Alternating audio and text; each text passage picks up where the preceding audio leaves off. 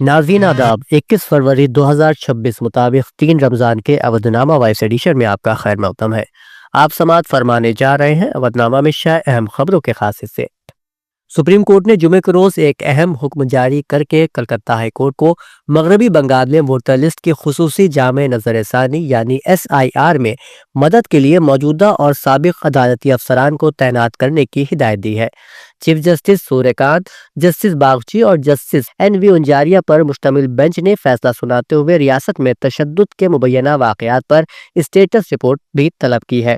عدالت نے ریاستی حکومت اور الیکشن کمیشن کے درمیان جاری کشمکش پر بھی سخت تبصرہ کرتے ہوئے اسے الزامات اور جوابی الزامات کا کھیل قرار دیا، جس سے دو آئینی اداروں کے درمیان اعتماد کا فقدان ظاہر ہوتا ہے۔ عدالت نے اس حقیقت کو تسلیم کیا کہ اس کام میں عدالتی افسران کو شامل کرنے سے عام عدالتی مقدمات کی سماعت متاثر ہو سکتی ہے، کیونکہ اس میں ججوں کا وقت صرف ہوگا۔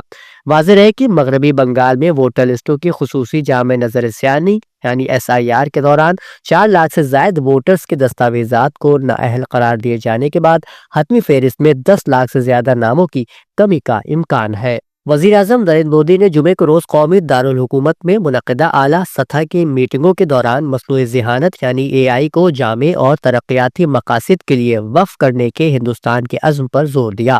نیز سری لنکا اور سلوواکیہ کے ساتھ اہم 2 طرفہ شراکت داریوں کو بھی آگے بڑھایا۔ اقوام متحدہ کے سیکریٹری جنرل انطونیو گوتریس کے ساتھ ملاقات میں وزیر اعظم نے AI کی عالمی گورننس اور اس بات کو یقینی بنانے کی ضرورت پر تبادلہ خیال کیا کہ اس سے انسانیت کے تمام طبقات مستفید ہوں۔ انڈیا AI امپیکٹ سمٹ 2026 سے خطاب کرتے ہوئے اقوام متحدہ کے سیکریٹری جنرل انطونیو گوتریس نے AI کی ترقی کی بے مثال رفتار پر روشنی ڈالی اور خبردار کیا کہ AI سرحدوں پر نہیں رکتی اور کوئی بھی قوم تنہا اس کے اثرات کا مکمل ادراک نہیں کر سکتی۔ انہوں نے اس بات پر زور دیا کہ پالیسی سازی اندازوں، مبالغہ آرائی یا غلط معلومات پر مبنی نہیں ہونی چاہیے، اور ممالک پر زور دیا کہ وہ مشترکہ تکنیکی معیارات اپنائے تاکہ اس تقسیم سے بچا جا سکے جو اخراجات میں اضافے، حفاظت میں کمی اور عالمی خلیج کو وسیع کرنے کا باعث بن سکتی ہے۔ اتر پردیش کے وزیر اعلیٰ یوگی آدتیہ ناتھ نے دہلی کے بھارت منڈپم میں منعقدہ AI سمٹ کے دوران یوتھ کانگریس کارکنوں کے احتجاج پر سخت اعتراض کا اظہار کیا ہے۔ انہوں نے اسے ملک کی شبیہ کو عالمی سطح پر نقصان پہنچانے کی کوشش قرار دیا ہے۔ ریاستی اسمبلی میں بجٹ پر بحث کا جواب دیتے ہوئے انہوں نے کہا کہ آج کانگریس کی یوتھ ونگ نے بھارت منڈپم میں شرمناک حرکت کی کوشش کی۔ ان کے مطابق اس اقدام سے ہندوستان کی عالمی ساکھ کو داغدار کرنے کی کوشش کی گئی، جس کی وہ مذمت کرتے ہیں۔ ریاستی حکومت نے ہولی سے پہلے شکشا متروں اور انسٹرکٹرز کو بڑا تحفہ دیا ہے۔ شکشا متروں کو اب 10,000 روپے کے بجائے 18,000 روپے ماہانہ اعزازیہ ملے گا اور انسٹرکٹرز کو 9,000 روپے کے بجائے 17,000 روپے ماہانہ ملے گا۔ یہ اعزازیہ اپریل سے ادا کیا جائے گا۔ کانگریس کے سینئر رہنما اور اپوزیشن لیڈر راہل گاندھی جمعے کو وزیر داخلہ امت شاہ کے خلاف مبینہ بیان سے متعلق دائر ہتک عزت کے مقدمے میں سلطانپور کے MP MLA عدالت میں پیش ہوئے۔ ان کے وکیل کاشی شکلا کے مطابق فوجداری ضابطۂ اخلاق کی دفعہ 313 کے تحت درج بیان میں راہل گاندھی نے تمام الزامات سے انکار کیا۔ انہوں نے عدالت کو بتایا کہ یہ مقدمہ سیاسی اناد کے تحت دائر کیا گیا ہے اور اس کی کوئی مضبوط بنیاد نہیں ہے۔ راہل گاندھی کا بیان تقریباً آدھے گھنٹے تک بند کمرے میں ریکارڈ کیا گیا۔ عدالت نے آئندہ سماعت کے لیے 9 مارچ 2026 کی تاریخ مقرر کی ہے۔ ودھان پریشد میں وراثتی ہتھیار کے لائسنس میں تاخیر پر اسپیکر کنور منویندر سنگھ نے ناراضگی ظاہر کی اور کہا کہ چیف سیکریٹری کا حکم بھی DM نہیں مان رہے ہیں۔ لیڈر آف دی ہاؤس نے وقت پر تصفیہ کرنے کا یقین دلایا، ساتھ ہی مرزا پور DIOS پر کارروائی کی ہدایت دی گئی۔ ودھان پریشد میں جمعے کو وراثتی ہتھیار کے لائسنس کی منظوری میں تاخیر کا مسئلہ زور و شور سے اٹھایا گیا۔ BJP کے ہی رکن دیویندر پرتاپ سنگھ نے وقفہ سوالات میں مسئلہ اٹھایا، ساتھ ہی کہا کہ اس سلسلے میں سرکاری حکم کی پابندی نہیں کی جا رہی ہے۔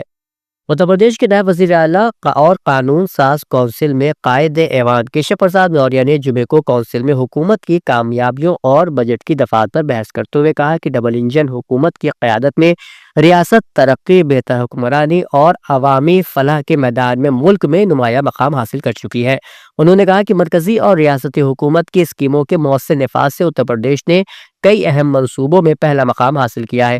ان کے مطابق پردھان منتری جیون بیمہ یوجنا، پردھان منتری کسان سمان ندھی، پردھان منتری آواس یوجنا، اٹل پینشن یوجنا اور پردھان منتری سوریہ گھر یوجنا کے نفاذ میں اتر پردیش ملک میں سر فہرست ہے۔ کسانوں کو 90,000 کروڑ روپے سے زائد کی مالی مدد فراہم کی گئی ہے، جبکہ اجولا یوجنا کے تحت 1.85 کروڑ سے زیادہ مفت گیس کنیکشن دیے گئے ہیں۔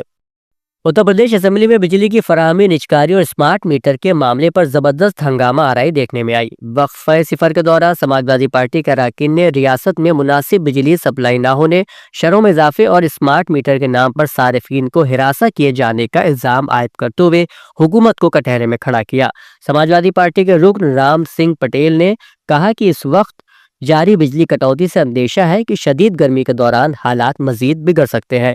انہوں نے الزام لگایا کہ بجلی پیداوار اور سپلائی کے سلسلے میں حکومت کے پاس کوئی ٹھوس تیاری نہیں ہے۔ ان کا کہنا تھا کہ محکمے کی ہیلپ لائن 1912 پر بھی شکایات کا مؤثر ازالہ نہیں ہو پا رہا ہے۔ Board of secondary education Uttar Pradesh کی جانب سے جمعے کو منعقد ہونے والے ہائی اسکول کی پہلی شفٹ میں سماجی علوم، انٹرمیڈیٹ کی پہلی شفٹ میں زرعی سائنس اور دوسری شفٹ میں انٹرمیڈیٹ انگریزی کا امتحان ریاست بھر میں پرامن طریقے سے مکمل ہوا۔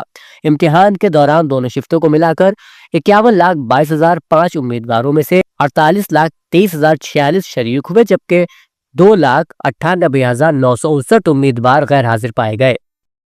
اودنامہ میں شائع جہانما خبروں کے مطابق دی لینسٹ گلوبل ہیلتھ میں شائع ہونے والی ایک نئی تحقیق کے مطابق پہلے 15 ماہ کے دوران غزہ میں اسرائیل کی نسل کشی میں 75,000 سے زیادہ فلسطینی ہلاک ہوئے، جو مقامی صحت کے حکام کی طرف سے اس وقت اعلان کردہ 49,000 ہلاکتوں کے مقابلے میں نمایاں طور پر زیادہ ہے۔